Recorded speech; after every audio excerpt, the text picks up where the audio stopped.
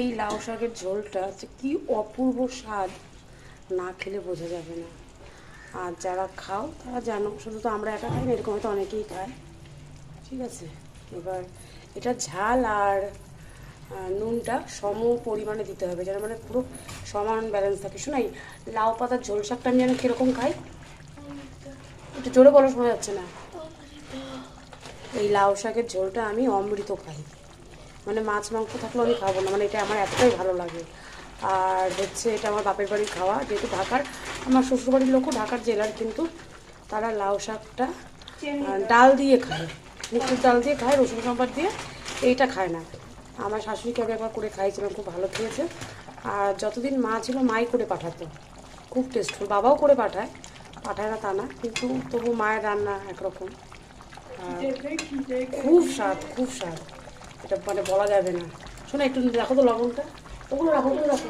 আমার পিজ্জা খাবো। পিৎজা না, ওটা পাস্তার জন্য পাঠিয়েছি আমি। হাতে দিয়ে, হাতে দিয়ে এক চেক করো নুন টুনটা কেমন আছে। এটা কি চিজ পরে?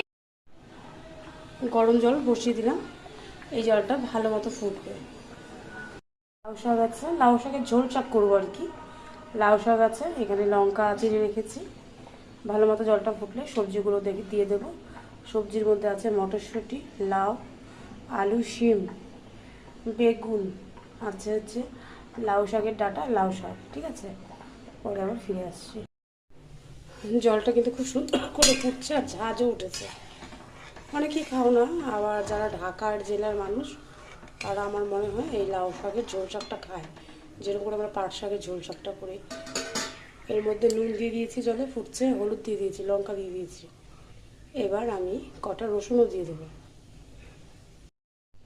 দিয়ে দিয়েছি রসুনের ফ্লেভার ভালোবাসে আর ঝাঁঝ আসছে। সবজিগুলো আমি দিয়ে দেবো। এবার সবজিটা খুব ভালো মতো সিদ্ধ হওয়া পর্যন্ত ফুটতে দেবো, ঢেকে দেবো। ঠিক আছে, এবার খুব সুন্দর করে এগুলো সিদ্ধ হয়ে যাওয়া পর্যন্ত এইভাবেই থাকবে, ঢাকা দিয়ে দেবো।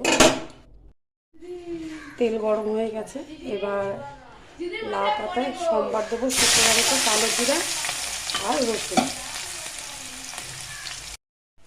একটু কড়া করেই ভাজা হয়ে গেছে, এবার দেখো সম্বারটা দেবো।